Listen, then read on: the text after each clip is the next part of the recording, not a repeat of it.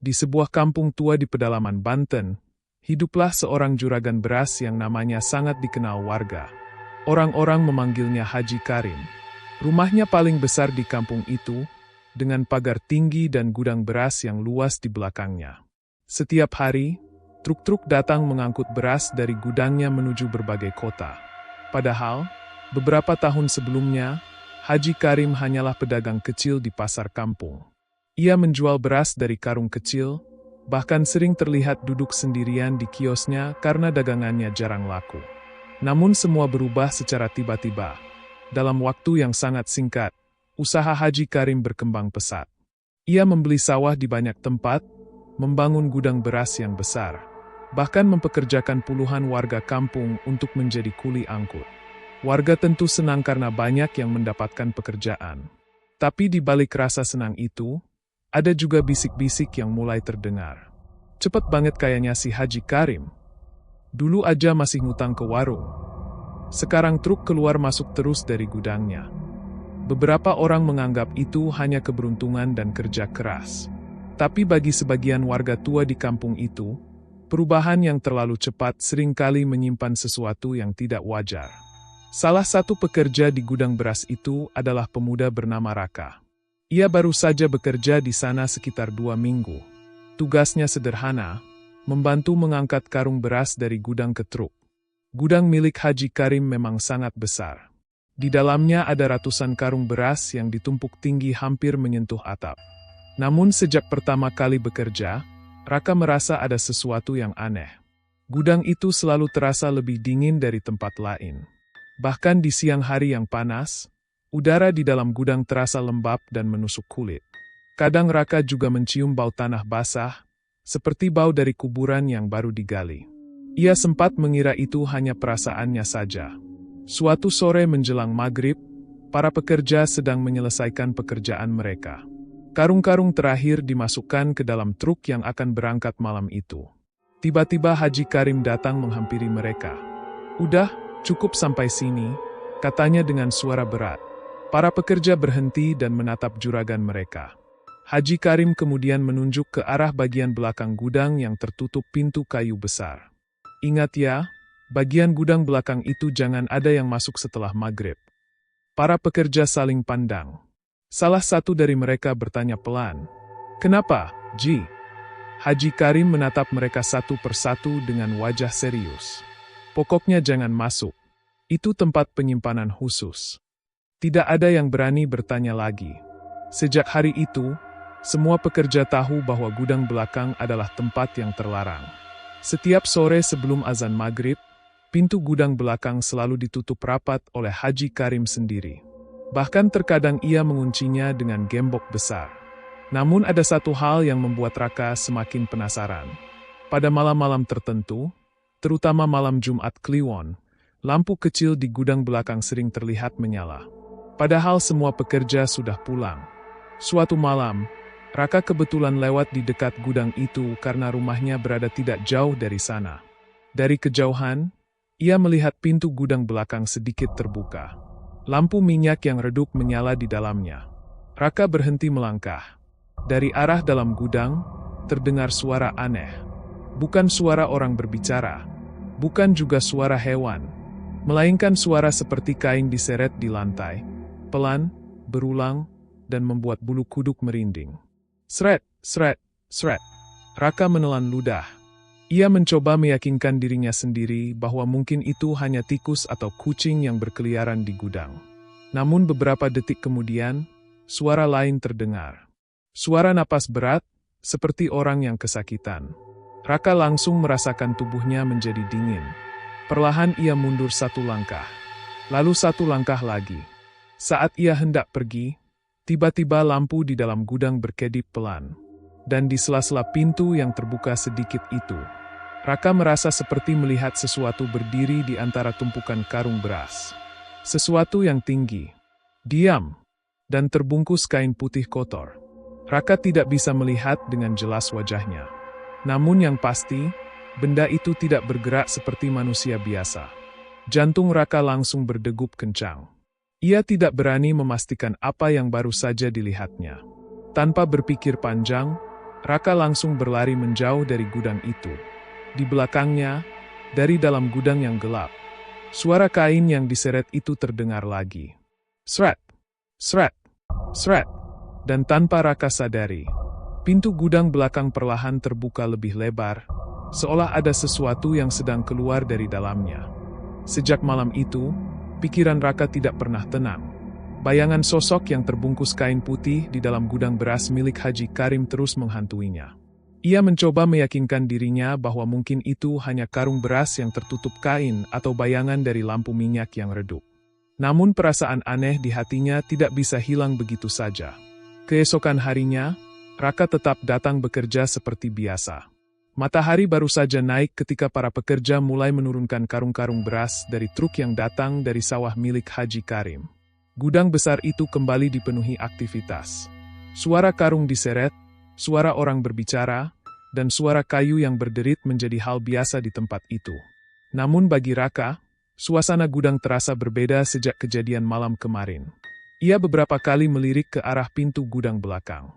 Pintu itu masih tertutup rapat seperti biasa. Kayunya tebal dan warnanya sudah kehitaman dimakan usia. Di tengahnya tergantung sebuah gembok besar yang tampak tua. Salah satu pekerja yang lebih tua bernama Darto melihat Raka menatap pintu itu. "Kenapa kamu lihat-lihat ke sana terus?" tanya Darto sambil menepuk karung beras di bahunya. Raka sedikit kaget. Enggak apa-apa, Pak," jawabnya cepat. Darto menatap Raka beberapa detik, lalu mendekat sedikit. Dengan suara pelan ia berkata, "Dengerin saya, jangan terlalu penasaran sama gudang belakang itu." Raka terdiam. "Kenapa, Pak?" tanyanya akhirnya. Darto tidak langsung menjawab. Ia melihat sekeliling seolah memastikan tidak ada yang mendengar. Kemudian ia berbisik pelan. "Beberapa pekerja sebelum kamu juga pernah penasaran." Raka menelan ludah. Terus, Darto menghela napas panjang. "Mereka nggak kerja di sini lagi." Jawaban itu membuat bulu kuduk Raka meremang. "Pulang kampung?" tanya Raka. Darto hanya mengangkat bahu. Katanya begitu. Namun dari cara Darto berbicara, jelas ada sesuatu yang ia sembunyikan. Sejak saat itu, Raka mulai memperhatikan hal-hal aneh yang sebelumnya tidak ia sadari. Setiap sore menjelang maghrib, Haji Karim selalu datang sendiri ke gudang belakang. Tidak pernah membawa pekerja.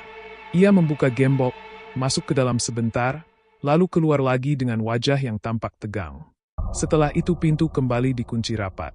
Anehnya, setelah Haji Karim keluar dari gudang itu, seringkali terlihat beras tercecer di lantai seperti baru saja ditaburkan. Beberapa pekerja juga pernah mengeluh mencium bau tanah basah yang semakin kuat menjelang malam. Namun tidak ada yang berani bertanya. Semua orang di kampung tahu satu hal tentang Haji Karim. Ia orang kaya, dan orang kaya seringkali punya rahasia. Suatu sore, pekerjaan selesai lebih cepat dari biasanya. Sebagian pekerja sudah pulang, hanya tersisa Raka dan dua orang lainnya yang sedang menyapu lantai gudang. Langit mulai gelap. Saat Raka sedang mengangkat sapu, tiba-tiba ia mendengar suara ketukan pelan dari arah gudang belakang. "Tok, tok, tok." Raka berhenti menyapu. Ia menoleh ke arah pintu itu. "Dengar nggak?" bisiknya.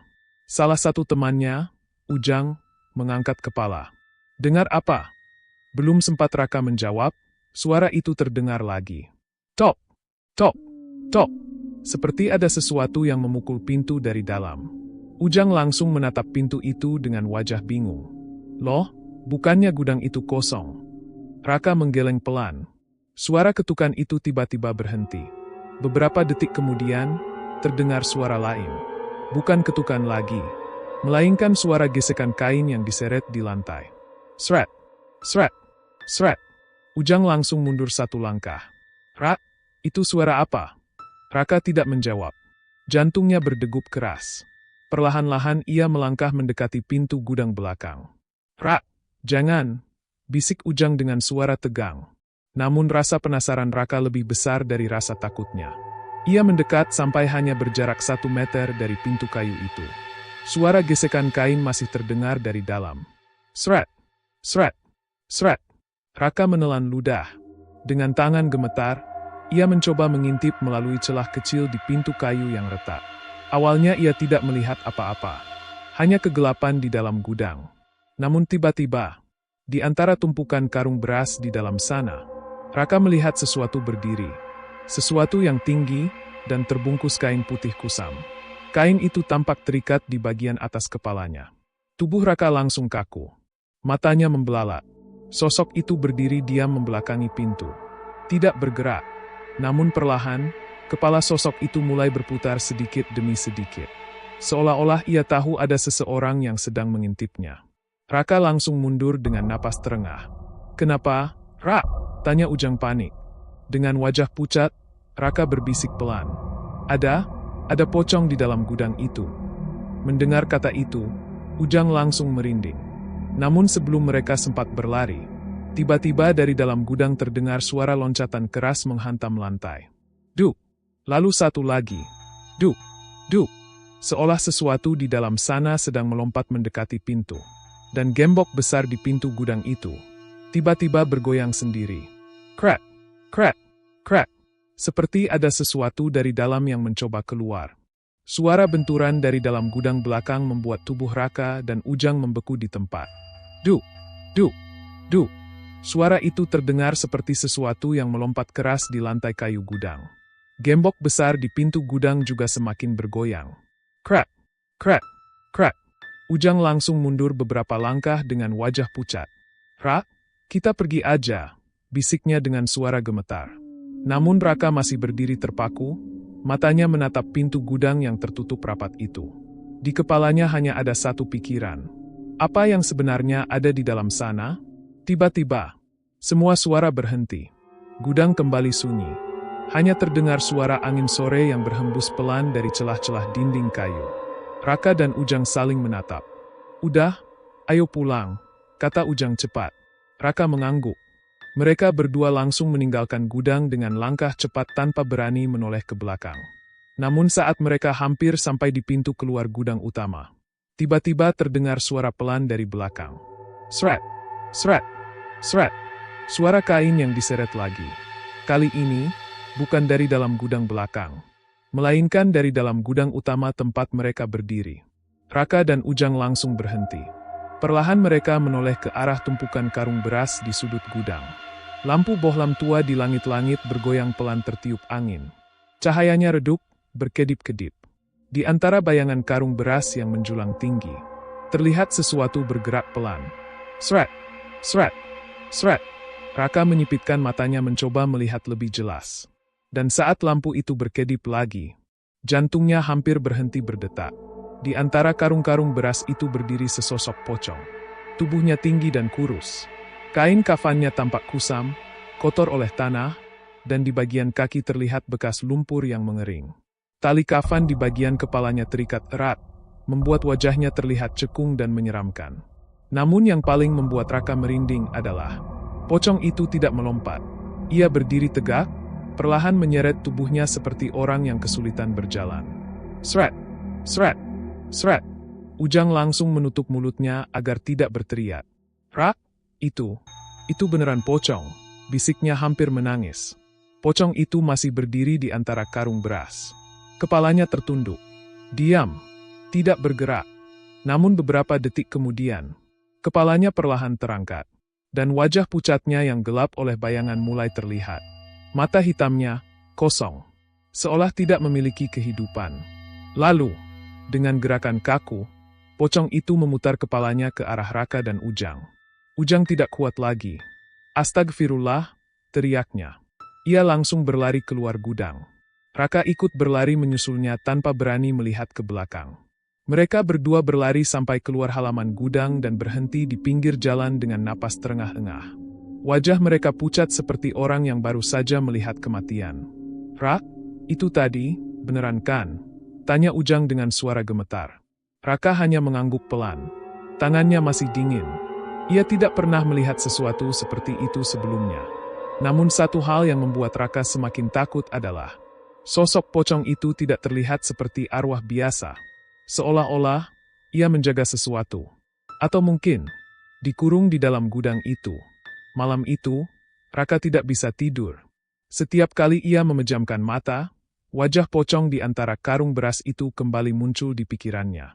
Namun sekitar tengah malam, saat suasana kampung sudah sangat sunyi, Raka tiba-tiba mendengar suara loncatan dari kejauhan.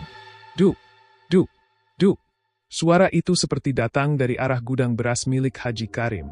Raka duduk di tempat tidurnya dengan jantung berdegup kencang. Suara itu semakin dekat. Duk, duk, duk. Lalu tiba-tiba berhenti. Beberapa detik kemudian, dari luar rumahnya terdengar suara gesekan kain di tanah. Sret, sret, sret.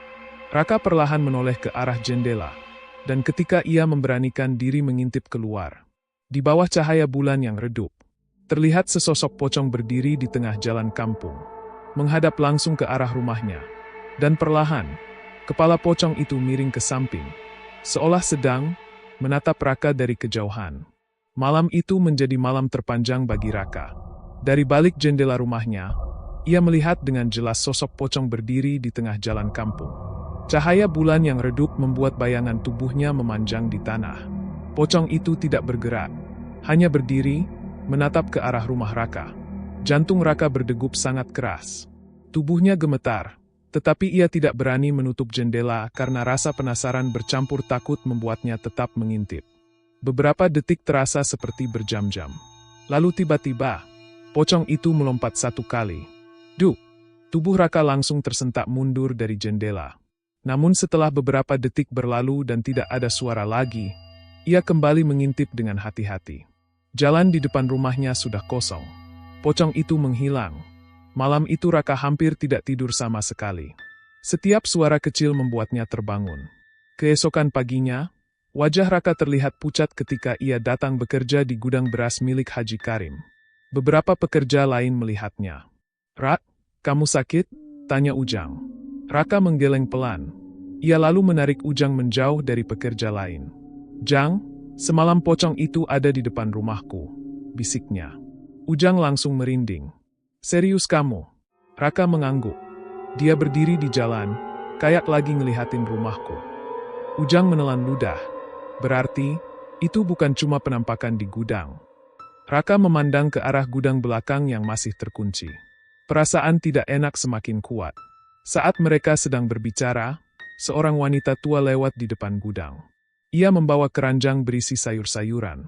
Wanita itu adalah Mak Sari, salah satu orang tertua di kampung tersebut. Mak Sari dikenal oleh warga sebagai orang yang memahami banyak hal tentang dunia gaib dan kejadian-kejadian aneh di kampung itu. Raka tiba-tiba mendapat ide. Jang, kita tanya Mak Sari. Ujang langsung setuju. Mereka berdua menghampiri wanita tua itu. Mak, mau tanya sesuatu? Kata Raka dengan hati-hati.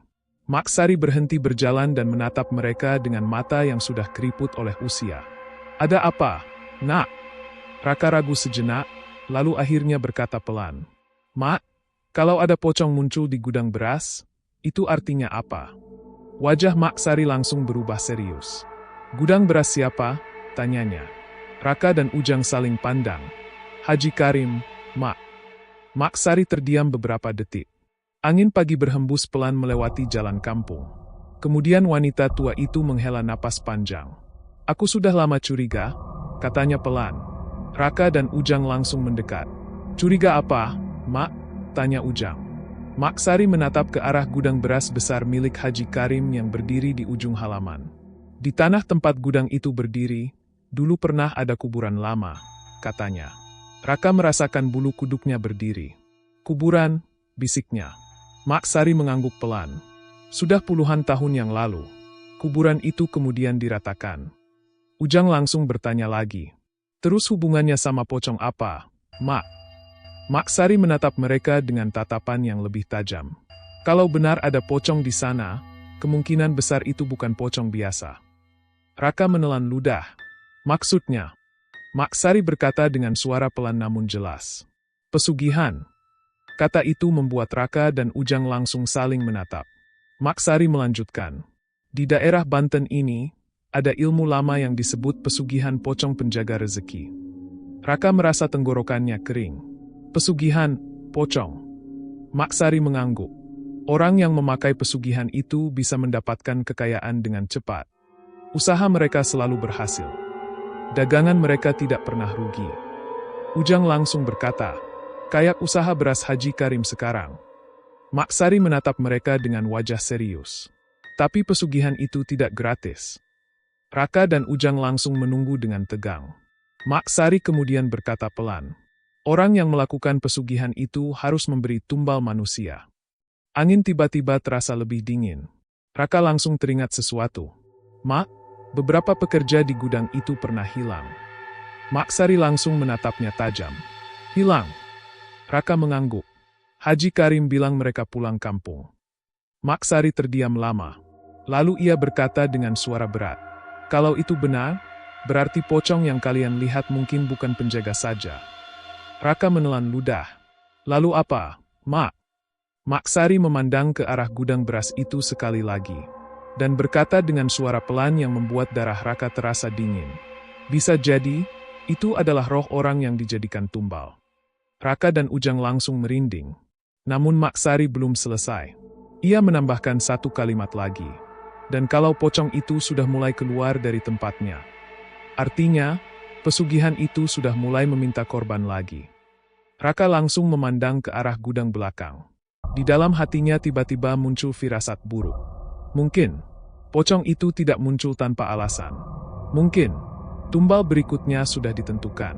Dan tanpa Raka sadari, dari dalam gudang belakang yang tertutup rapat, terdengar suara loncatan pelan. Duk, seolah sesuatu di dalam sana sedang mendengar percakapan mereka. Sejak percakapan dengan Mak Sari, pikiran Raka semakin dipenuhi rasa takut. Kata pesugihan terus terngiang di kepalanya. Ia mencoba meyakinkan dirinya bahwa mungkin itu hanya cerita orang tua kampung untuk menakut-nakuti. Namun semakin lama ia bekerja di gudang milik Haji Karim, semakin banyak hal aneh yang ia temukan. Hari itu, suasana gudang terasa berbeda. Biasanya para pekerja berjumlah hampir 10 orang, tetapi pagi itu hanya ada 7 orang yang datang. Raka langsung menyadari satu hal. Ujang tidak ada. Ia menoleh ke kiri dan kanan, berharap temannya itu muncul dari belakang karung beras seperti biasa. Namun sampai pekerjaan dimulai, Ujang tetap tidak terlihat. Raka akhirnya bertanya kepada salah satu pekerja lain bernama Samin. Bang, Ujang kemana? Tanya Raka. Samin mengangkat bahu sambil mengikat karung beras. Katanya pulang kampung. Raka langsung terdiam. Jawaban itu terasa sangat familiar. Ia teringat kata-kata Darto beberapa hari lalu. Beberapa pekerja sebelum kamu juga pernah penasaran. Mereka nggak kerja di sini lagi. Dan jawabannya selalu sama. Pulang kampung. Namun Raka merasa ada yang janggal. Semalam saja Ujang masih bersamanya. Bahkan mereka berbicara tentang pocong di gudang itu. Tidak mungkin tiba-tiba pulang tanpa pamit. Rasa curiga mulai tumbuh di dalam diri Raka. Siang harinya, saat para pekerja sedang beristirahat di halaman gudang, Raka melihat Haji Karim keluar dari rumahnya. Seperti biasa, juragan beras itu berjalan menuju gudang dengan wajah serius. Namun ada satu hal yang membuat Raka merinding. Di tangan Haji Karim terdapat sebuah karung kecil. Karung itu tampak berat dan bagian bawahnya terlihat basah oleh sesuatu yang gelap. Raka menyipitkan matanya mencoba melihat lebih jelas. Saat Haji Karim lewat di dekatnya, bau yang sangat tidak enak langsung tercium. Bau tanah basah bercampur sesuatu yang amis. Raka langsung menutup hidungnya. Haji Karim tidak berkata apa-apa. Ia hanya berjalan menuju gudang belakang. Seperti biasa, tempat yang selalu ditutup sebelum maghrib. Raka diam-diam memperhatikan dari kejauhan. Haji Karim membuka gembok pintu. Pintu kayu besar itu berderit pelan. Kreak. Sesaat sebelum masuk ke dalam, Haji Karim menoleh ke sekeliling seperti memastikan tidak ada yang memperhatikannya. Namun ia tidak menyadari bahwa Raka sedang berdiri di balik tumpukan karung beras. Kemudian Haji Karim masuk ke dalam gudang belakang. Pintu kembali tertutup. Dan beberapa detik kemudian, dari dalam gudang itu terdengar suara aneh. Seperti seseorang sedang menyeret sesuatu yang berat di lantai. Sret, sret, sret. Raka merasakan jantungnya berdetak semakin kencang. Ia ingin pergi dari tempat itu. Namun rasa penasaran menahannya. Beberapa menit kemudian suara lain terdengar. Suara bisikan pelan.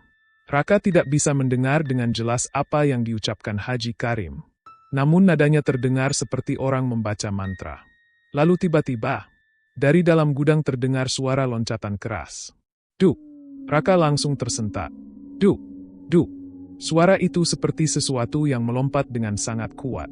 Raka perlahan mendekat ke arah pintu gudang belakang. Tangannya gemetar. Ia mencoba mengintip melalui celah kayu yang retak. Dan apa yang ia lihat membuat darahnya terasa dingin.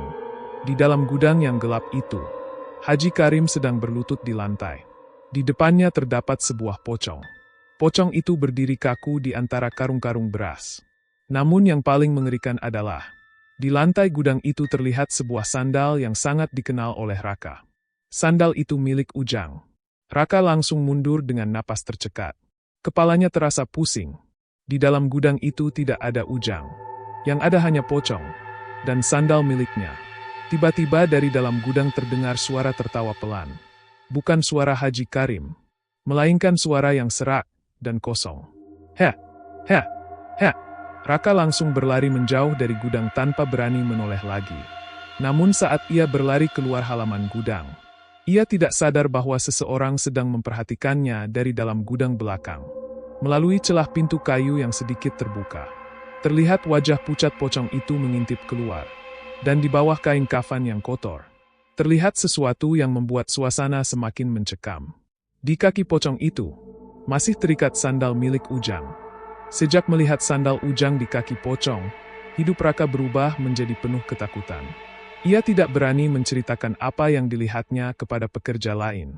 Siapapun yang mencoba membicarakan hal aneh di gudang itu biasanya hanya mendapat satu jawaban dari orang-orang. Jangan ikut campur urusan juragan. Namun Raka tahu satu hal, Ujang tidak pulang kampung. Dan kemungkinan besar, temannya itu sudah menjadi bagian dari rahasia mengerikan di gudang beras milik Haji Karim. Malam itu Raka tidak bisa menahan rasa penasarannya lagi.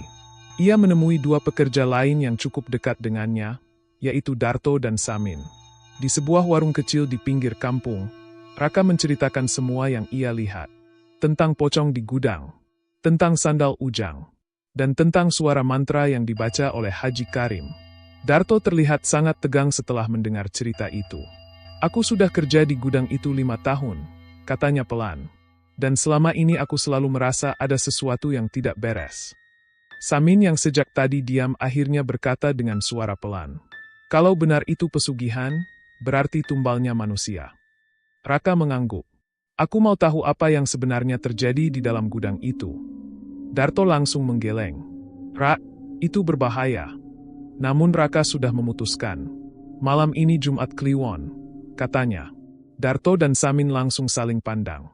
Mereka semua tahu bahwa malam itu sering dianggap sebagai waktu paling kuat bagi dunia gaib. Raka melanjutkan dengan suara tegas. Kita lihat sendiri apa yang dilakukan Haji Karim di gudang belakang.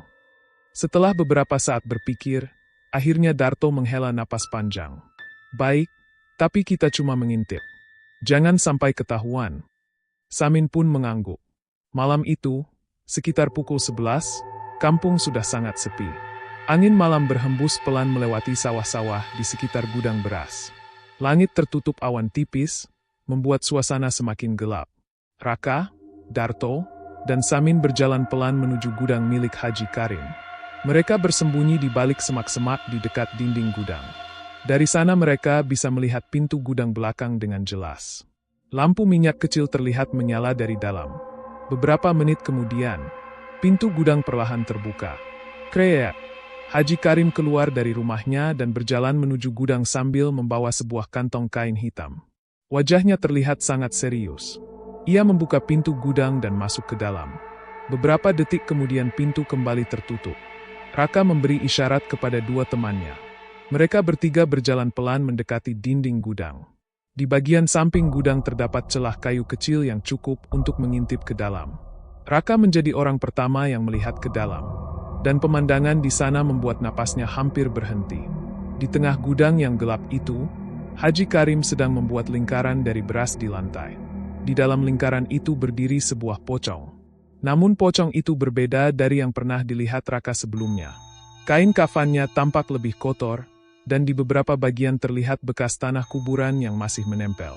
Yang lebih mengerikan lagi, di bagian kaki pocong itu terlihat tali hitam tebal yang mengikatnya ke sebuah tiang kayu. Seolah-olah pocong itu dikurung di tempat itu. Haji Karim kemudian membuka kantong kain hitam yang dibawanya. Dari dalamnya ia mengambil sesuatu. Segenggam tanah kuburan. Tanah itu kemudian ia taburkan ke arah pocong sambil membaca mantra dengan suara pelan. Bahasa yang ia ucapkan tidak jelas, seperti campuran doa dan kata-kata aneh. Udara di dalam gudang terasa semakin dingin. Lampu minyak tiba-tiba berkedip. Lalu sesuatu yang tidak terduga terjadi. Pocong itu mulai bergerak. Awalnya hanya tubuhnya yang bergetar pelan. Kemudian, pocong itu melompat 1 kali. "Duh!" Raka hampir berteriak. Namun ia menahan mulutnya dengan tangan. Haji Karim tetap membaca mantra tanpa berhenti. "Jaga rezekiku, jaga usahaku, seperti perjanjian kita," bisiknya. Pocong itu kembali melompat. "Duh! Duh!" Tali hitam yang mengikatnya ke tiang mulai menegang. Seolah pocong itu mencoba melepaskan diri. Tiba-tiba kepala pocong itu berputar perlahan. Matanya yang hitam langsung mengarah ke arah celah tempat Raka mengintip. Raka membeku. Ia yakin, pocong itu melihat mereka. Darto langsung menarik bahu Raka. "Kita pergi sekarang," bisiknya panik. Namun sebelum mereka sempat menjel, tiba-tiba dari dalam gudang terdengar suara kain yang robek. "Cara Kakak." Raka kembali mengintip secara refleks. Dan yang ia lihat membuat darahnya terasa dingin. Tali hitam yang mengikat pocong itu mulai putus. Pocong itu melompat lagi. "Duh! Duh! Duh!" Haji Karim terlihat panik. Ia mencoba membaca mantra lebih keras. Namun semuanya sudah terlambat. Dengan satu hentakan kuat, tali itu putus sepenuhnya. Pocong itu sekarang bebas. Lampu minyak di gudang tiba-tiba padam. Gudang menjadi gelap gulita. Dalam kegelapan itu terdengar suara loncatan yang sangat keras. "Duh! Duh! Duh!" Lalu terdengar jeritan Haji Karim dari dalam gudang. "Jangan! Aku belum siap!" Raka, Darto, dan Samin langsung berlari menjauh dari gudang dengan ketakutan. Namun saat mereka berlari melewati halaman, mereka mendengar satu suara terakhir dari dalam gudang. Suara yang membuat tubuh mereka merinding. Bukan suara manusia, melainkan suara tawa serak dari pocong. "Heh! Heh! Heh!" Dan sejak malam itu, teror di kampung tersebut benar-benar dimulai. Sejak malam Jumat Kliwon ketika tali pocong itu putus, kampung kecil di pedalaman Banten itu tidak pernah benar-benar tenang lagi. Keesokan paginya, Raka, Darto, dan Samin datang ke gudang dengan wajah pucat. Mereka bertiga tidak banyak bicara sepanjang jalan. Apa yang mereka lihat semalam masih terasa seperti mimpi buruk. Saat mereka tiba di halaman gudang milik Haji Karim, suasana terlihat aneh. Beberapa pekerja sudah berkumpul di depan gudang sambil berbisik-bisik. "Kenapa ramai begini?" tanya Raka pelan. Salah satu pekerja menunjuk ke arah pintu gudang yang terbuka. "Kalian lihat sendiri." Raka, Darto, dan Samin mendekat dengan perasaan tidak enak. Begitu mereka masuk ke dalam gudang, bau tanah basah langsung menyergap hidung mereka. Lantai gudang terlihat kotor oleh tanah kuburan yang berserakan di mana-mana. Beberapa karung beras juga tampak robek seperti dicakar sesuatu. Butiran beras memenuhi lantai seperti hujan putih yang berantakan. Namun yang paling membuat semua orang merinding adalah sesuatu di tengah gudang. Di sana berdiri tiang kayu tempat pocong itu diikat semalam. Tapi sekarang, tali hitam itu sudah putus. Ujung talinya menjuntai ke lantai. Seolah benar-benar telah diputus oleh sesuatu yang sangat kuat. Para pekerja mulai saling bertanya dengan wajah tegang. "Semalam ada apa di sini? Kenapa berasnya berantakan begini?" Namun tidak ada yang berani menyebut kata yang sama yang ada di kepala mereka semua. "Pocong!" Tiba-tiba pintu gudang berderit. Semua orang menoleh. Haji Karim masuk dengan wajah pucat dan mata yang tampak merah seperti tidak tidur semalaman. Ia melihat keadaan gudang itu selama beberapa detik. Lalu berkata dengan suara keras, "Tidak ada apa-apa. Tikus besar masuk semalam." Para pekerja saling pandang. Jelas sekali tidak ada tikus yang bisa memutus tali setebal itu. Namun tidak ada yang berani membantah. Raka hanya menunduk. Di dalam hatinya ia tahu satu hal. Pocong itu sudah lepas. Dan sesuatu yang lebih buruk mungkin akan terjadi. Malamnya, kabar aneh mulai terdengar di kampung. Seorang petani bernama Pak Leman datang ke warung dengan wajah pucat. "Aku lihat pocong di sawah tadi malam," katanya gemetar. Orang-orang di warung langsung tertawa kecil. "Ah, Paling kain orang-orangan sawah. Namun Pak Leman bersumpah, bukan. Dia berdiri di tengah sawah, terus tiba-tiba melompat ke arah jalan. Beberapa orang mulai merinding. Belum sempat percakapan itu selesai, seorang wanita lain datang tergesa-gesa. Di jalan dekat musola juga ada pocong, katanya panik. Kini suasana warung berubah menjadi sunyi. Semua orang mulai saling menatap dengan rasa takut. Raka yang sedang duduk di sudut warung hanya diam. Ia sudah tahu apa yang terjadi. Namun ia tidak berani mengatakan yang sebenarnya. Malam berikutnya, kejadian yang lebih mengerikan terjadi. Seorang warga bernama Pak Rahmat pulang dari kebun saat hari sudah gelap. Jalan kampung itu sangat sepi. Hanya ada suara jangkrik dan angin malam yang melewati pepohonan. Saat ia melewati jalan dekat gudang beras milik Haji Karim, tiba-tiba ia melihat sesuatu di ujung jalan. Sosok pocong berdiri di tengah jalan. Diam, tidak bergerak. Pak Rahmat langsung berhenti. Jantungnya berdegup keras. Ia mencoba meyakinkan dirinya bahwa mungkin itu hanya kain yang tersangkut di pohon.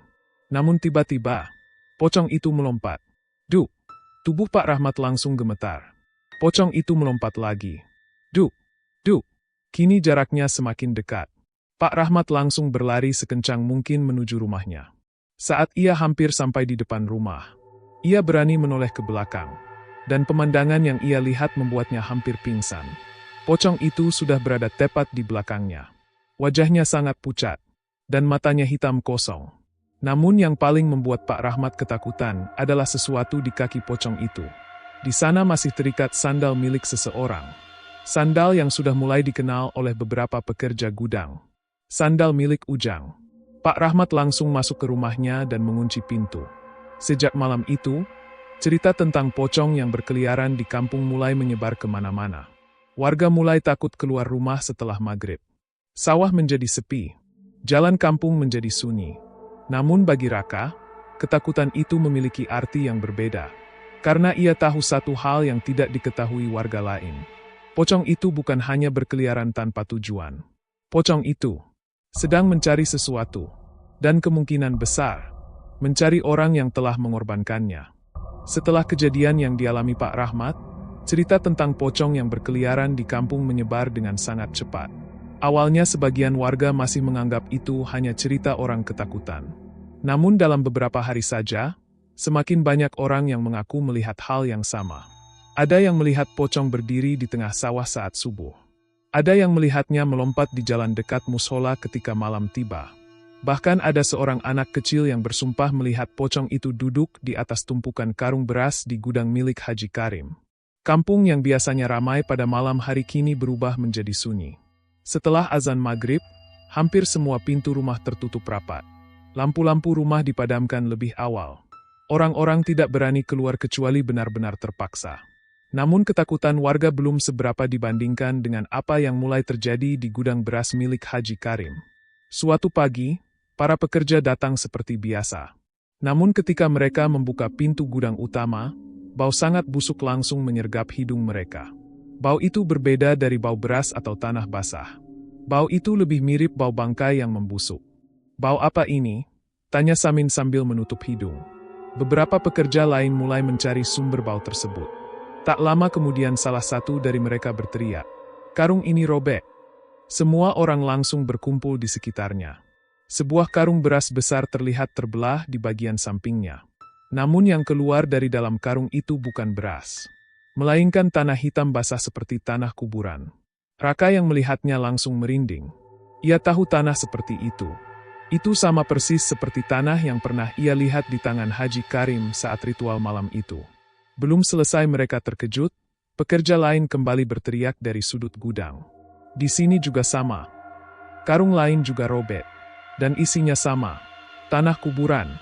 Dalam waktu beberapa menit saja, mereka menemukan lebih dari 5 karung beras yang isinya berubah menjadi tanah. Beberapa pekerja langsung mundur ketakutan. Ini bukan hal biasa. Ini pasti ada hubungannya dengan pocong itu. Bisikan ketakutan mulai terdengar di antara mereka. Saat itulah Haji Karim datang ke gudang. Begitu melihat para pekerja berkumpul dengan wajah panik, ia langsung mendekat. "Ada apa ini?" bentaknya. Salah satu pekerja menunjukkan karung yang robek. "Ji, berasnya berubah jadi tanah.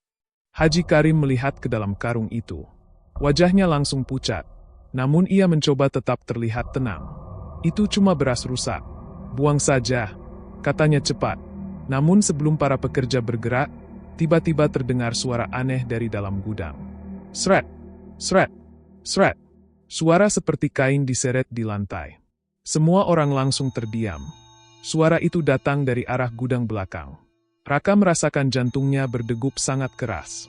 Ia perlahan menoleh ke arah pintu gudang belakang yang masih tertutup. Suara itu terdengar lagi. Sret, sret, sret. Beberapa pekerja langsung mundur. Ji, ada orang di dalam. Haji Karim tidak menjawab. Wajahnya kini terlihat sangat tegang. Tiba-tiba, pintu gudang belakang bergetar. Duk! Semua orang tersentak. Duk! Duk! Suara benturan keras terdengar dari balik pintu. Seolah ada sesuatu yang melompat dan menghantam pintu dari dalam. Para pekerja mulai panik. Buka saja, Ji! Teriak salah satu dari mereka. Namun Haji Karim justru berteriak keras. Jangan! Suasana langsung sunyi. Tak seorang pun berani bergerak. Namun suara itu belum berhenti. Duk! Duk! Duk! Pintu gudang belakang bergoyang semakin keras. Tiba-tiba dari celah bawah pintu, tanah hitam mulai keluar perlahan. Seperti ada sesuatu yang menyeret tanah dari dalam. Para pekerja langsung berlari keluar gudang dengan ketakutan. Raka ikut berlari bersama mereka. Namun sebelum keluar, ia sempat menoleh ke belakang. Dan apa yang ia lihat membuat tubuhnya langsung dingin. Di celah pintu gudang belakang, terlihat sepasang mata hitam mengintip keluar. Dan di bawahnya, terlihat kain kafan kotor yang bergerak pelan. Pocong itu masih ada di dalam gudang. Namun yang lebih mengerikan lagi, Raka menyadari sesuatu. Di dalam gudang belakang itu, bukan hanya satu pocong yang bergerak. Di balik kegelapan celah pintu, terlihat beberapa bayangan lain berdiri. Diam, menunggu. Seolah lebih dari satu arwah tumbal kini mulai bangkit. Dan bagi Raka, satu hal menjadi semakin jelas. Pesugihan yang dilakukan Haji Karim sudah mulai menagih balas. Sejak kejadian pintu gudang belakang yang bergetar dan tanah kuburan yang keluar dari celahnya, para pekerja mulai takut datang bekerja. Beberapa dari mereka bahkan memilih berhenti tanpa pamit. Gudang beras milik Haji Karim yang biasanya ramai kini mulai terasa sepi dan mencekam. Namun bagi Raka, rasa takut itu berubah menjadi rasa penasaran yang semakin besar. Ia merasa semua kejadian aneh ini pasti memiliki satu sumber. Dan sumber itu kemungkinan besar berada di gudang belakang. Suatu sore, saat sebagian besar pekerja sudah pulang, Raka sengaja tetap tinggal. Ia pura-pura membersihkan sisa beras di lantai sambil memperhatikan keadaan sekitar. Langit mulai gelap. Angin sore bertiup melewati celah-celah dinding kayu gudang. Suasana terasa sunyi. Raka memastikan Haji Karim sudah pergi ke rumahnya. Saat itulah ia memberanikan diri berjalan menuju pintu gudang belakang. Pintu kayu itu masih tertutup rapat dengan gembok besar. Namun sesuatu yang membuat Raka merinding adalah tanah hitam yang keluar dari bawah pintu kemarin masih terlihat menumpuk di lantai. Seperti tanah yang baru digali dari kuburan. Raka menelan ludah. Dengan tangan gemetar, ia menyentuh pintu itu. Anehnya, pintu tersebut tidak terkunci. Gemboknya hanya digantung. Seolah seseorang lupa menguncinya. Atau mungkin, sengaja membiarkannya terbuka. Raka menarik napas dalam-dalam. Lalu perlahan membuka pintu gudang belakang. Kreek! Bau tanah basah dan busuk langsung keluar dari dalam ruangan. Ruangan itu jauh lebih gelap dari gudang utama. Hanya ada sedikit cahaya dari celah dinding. Di dalam sana masih terlihat tiang kayu tempat pocong diikat dulu. Namun sekarang tiang itu sudah miring. Tali hitamnya menjuntai putus di lantai. Raka melangkah pelan masuk ke dalam. Setiap langkahnya membuat lantai kayu berderit. Kriit, kriit. Saat ia berjalan lebih dalam, ia mulai melihat sesuatu yang aneh. Lantai di bagian tengah gudang terlihat seperti pernah digali. Beberapa papan kayu tampak longgar dan tidak rata. Jantung Raka mulai berdegup lebih kencang. Ia berjongkok dan mencoba mengangkat salah satu papan lantai itu. Butuh sedikit tenaga. Namun akhirnya papan itu terangkat. Dan apa yang ia lihat di bawahnya membuat tubuhnya langsung kaku. Di bawah lantai gudang itu terdapat sebuah lubang besar. Lubang seperti ruang bawah tanah. Raka perlahan menuruni lubang itu dengan sangat hati-hati. Di bawah sana udaranya jauh lebih dingin. Dan baunya jauh lebih busuk. Ketika matanya mulai terbiasa dengan kegelapan, Raka melihat sesuatu yang membuat napasnya tercekat. Di ruangan bawah tanah itu terdapat deretan kuburan tanah. Bukan satu atau dua, tapi banyak sekali. Beberapa gundukan tanah terlihat masih baru. Di beberapa kuburan bahkan masih terlihat kain kafan yang mencuat dari tanah. Raka langsung mundur satu langkah dengan ketakutan. Ya Allah, bisiknya pelan. Kini semuanya mulai masuk akal. Para pekerja yang menghilang. Tanah kuburan di dalam karung beras. Dan pocong yang berkeliaran di kampung. Semua korban pesugihan itu dikubur di bawah gudang beras ini. Tiba-tiba Raka melihat sesuatu yang membuat hatinya semakin hancur. Di salah satu kuburan yang masih baru, terdapat sepasang sandal yang sangat ia kenal. Sandal itu adalah milik Ujang. Mata Raka mulai berkaca-kaca. "Jang," bisiknya pelan. Namun saat ia masih berdiri di sana, tiba-tiba terdengar suara tanah bergerak. Krak! Raka langsung membeku. Suara itu datang dari salah satu kuburan. Krak! Krak! Seolah ada sesuatu yang bergerak dari dalam tanah. Jantung Raka berdetak sangat keras. Perlahan, tanah di salah satu kuburan mulai retak. Dan dari dalam tanah itu, muncul kain kafan putih yang kotor oleh tanah. Raka langsung mundur dengan wajah pucat. Tanah itu terus bergerak. Perlahan, sesosok pocong mulai bangkit dari kuburan itu. Tubuhnya kaku, kain kafannya penuh lumpur, dan wajahnya sangat pucat. Namun yang membuat Raka semakin merinding adalah sesuatu di kaki pocong itu. Masih terikat sandal milik Ujang. Pocong itu berdiri perlahan. Lalu kepalanya menoleh langsung ke arah Raka. Mata hitamnya menatap kosong. Dan dari balik kain kafannya terdengar suara pelan yang serak. "Raka!" Tubuh Raka langsung gemetar. Suara itu, suara Ujang. Namun sebelum Raka sempat bergerak, tanah di kuburan lain mulai bergerak juga. 1, 2, 3. Seolah semua arwah tumbal di bawah gudang itu mulai bangkit. Raka langsung memanjat keluar dari lubang dengan panik. Saat ia berhasil keluar dari gudang belakang dan berlari menjauh, dari dalam gudang terdengar suara yang membuat darahnya terasa dingin. Bukan satu loncatan, melainkan banyak loncatan sekaligus. Duk, duk, duk, duk. Seolah puluhan pocong mulai bangkit dari kuburan mereka. Dan semuanya mencari orang yang telah mengorbankan mereka. Malam itu, Raka berlari sekuat tenaga keluar dari gudang beras milik Haji Karim. Napasnya terengah-engah, jantungnya berdegup sangat keras, dan pikirannya dipenuhi satu hal yang tidak pernah ia bayangkan sebelumnya. Di bawah gudang itu, puluhan kuburan tumbal pesugihan. Dan lebih mengerikan lagi, semua pocong itu mulai bangkit dari tanah mereka. Dari kejauhan, Raka masih bisa mendengar suara yang membuat tubuhnya merinding. Duk, duk, duk. Bukan hanya satu loncatan, melainkan banyak loncatan bersamaan, seperti puluhan sesuatu yang bergerak keluar dari dalam gudang. Raka tidak berhenti berlari sampai ia tiba di rumah Maksari. Wanita tua itu sedang duduk di teras dengan lampu minyak kecil di sampingnya. Melihat Raka datang dengan wajah pucat dan tubuh gemetar, Maksari langsung berdiri. "Ada apa, Nak?" Raka hampir tidak bisa berbicara. "Mak, di bawah gudang, ada banyak kuburan." Maksari terdiam. Raka melanjutkan dengan suara gemetar. "Semua korban pesugihan itu dikubur di sana." Wajah Maksari langsung berubah sangat serius.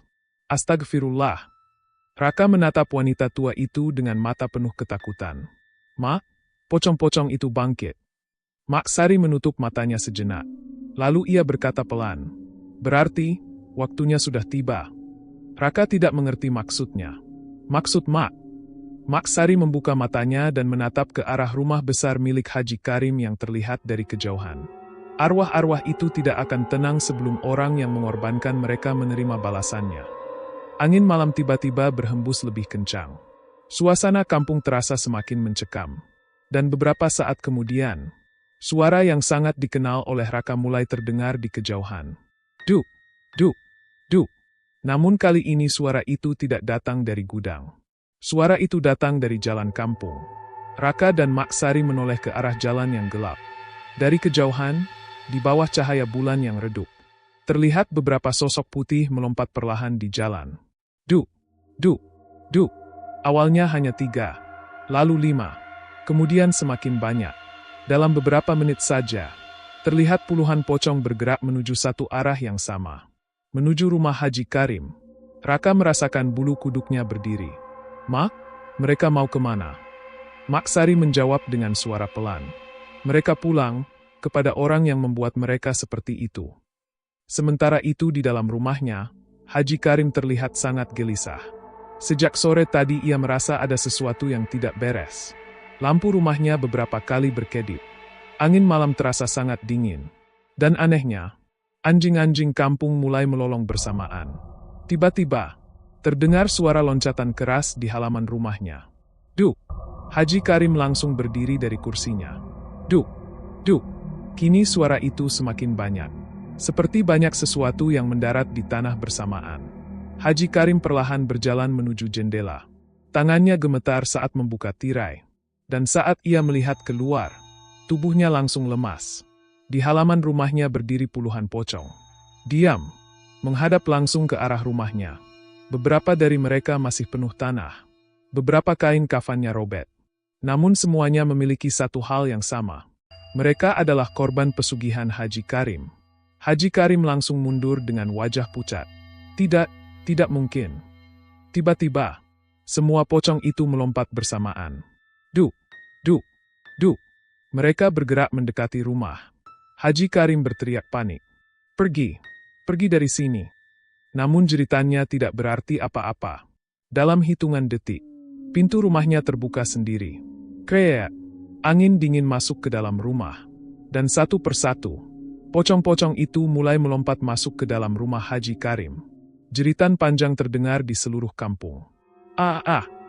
Jeritan itu begitu mengerikan hingga membuat warga yang mendengarnya tidak berani keluar rumah. Jeritan itu berlangsung lama. Sangat lama. Lalu tiba-tiba, sunyi. Keesokan paginya, warga kampung berkumpul di depan rumah Haji Karim. Pintu rumahnya terbuka lebar. Namun suasana di dalamnya sangat sepi. Raka ikut berdiri di antara warga. Dengan hati berdebar, beberapa orang masuk ke dalam rumah. Dan pemandangan yang mereka lihat membuat semua orang merinding. Di tengah ruang tamu, terdapat sesosok tubuh terbungkus kain kafan putih. Tubuh itu terikat seperti pocong. Wajahnya pucat, matanya terbuka lebar penuh ketakutan. Dan orang itu tidak lain adalah Haji Karim. Sejak kejadian itu, gudang beras tersebut ditinggalkan. Tidak ada lagi yang berani mendekati tempat itu. Namun warga kampung percaya, setiap malam Jumat Kliwon, dari arah gudang beras tua itu masih terdengar suara yang menyeramkan. Duk, duk, duk. Seolah pocong-pocong penjaga pesugihan masih melompat di antara karung-karung beras yang membusuk. Menunggu orang berikutnya yang berani mencari kekayaan dengan cara yang salah. Sejak kematian Haji Karim, kampung kecil di pedalaman Banten itu tidak pernah benar-benar kembali seperti dulu. Gudang beras yang dahulu selalu ramai oleh suara pekerja dan truk pengangkut kini berubah menjadi bangunan tua yang kosong dan menakutkan. Karung-karung beras yang dulu memenuhi gudang sudah membusuk. Kayu-kayu dindingnya mulai lapuk dimakan waktu. Tidak ada seorang pun warga yang berani mendekati tempat itu. Terutama setelah maghrib. Beberapa orang yang pernah mencoba masuk ke gudang tersebut mengaku merasakan sesuatu yang aneh. Udara di dalamnya terasa sangat dingin, dan bau tanah kuburan masih tercium meskipun gudang itu sudah lama ditinggalkan. Bahkan ada yang bersumpah mendengar suara kain diseret di lantai dari dalam gudang yang gelap. Sret, sret, sret. Seolah ada sesuatu yang masih berjalan di antara karung-karung beras yang sudah kosong. Namun cerita yang paling sering didengar warga adalah tentang malam Jumat Kliwon. Pada malam itu, beberapa warga yang rumahnya tidak jauh dari gudang sering terbangun karena mendengar suara yang sangat dikenal. Suara loncatan berat di tanah. Duk, duk, duk. Suara itu datang dari arah gudang beras tua milik Haji Karim. Kadang terdengar satu loncatan. Kadang terdengar banyak sekaligus. Seolah masih ada sesuatu yang melompat di dalam gudang tersebut. Beberapa orang yang nekat mengintip dari jauh mengaku pernah melihat bayangan putih berdiri di antara pintu gudang yang setengah terbuka. Ada yang mengatakan hanya satu pocong. Namun ada juga yang bersumpah melihat lebih dari satu sosok putih bergerak di dalam kegelapan. Sejak saat itu, gudang itu dikenal oleh warga sebagai tempat yang terkutuk. Tempat di mana keserakahan seorang manusia memanggil kutukan dari dunia yang tidak terlihat. Maksari, wanita tua yang sejak awal mengetahui rahasia pesugihan itu, pernah berkata kepada warga suatu malam, "Pesugihan memang bisa membuat orang kaya, tapi selalu ada harga yang harus dibayar." Ia menatap ke arah gudang beras yang terlihat gelap di ujung kampung. Dan harga itu, seringkali adalah nyawa manusia. Hingga hari ini, tidak ada yang berani membuka kembali gudang beras itu. Namun kisah tentang pocong pesugihan Juragan Beras Banten masih sering diceritakan dari generasi ke generasi. Sebagai pengingat, bahwa kekayaan yang didapat dengan cara gelap, seringkali membawa kutukan yang tidak akan pernah benar-benar berakhir. Dan jika suatu malam kalian melewati kampung tua itu, lalu mendengar suara loncatan pelan dari kejauhan, duk, duk, duk, jangan pernah mencoba mencari tahu dari mana suara itu berasal. Karena bisa saja, sesuatu dari gudang beras terkutuk itu sedang memperhatikan kalian dari kegelapan.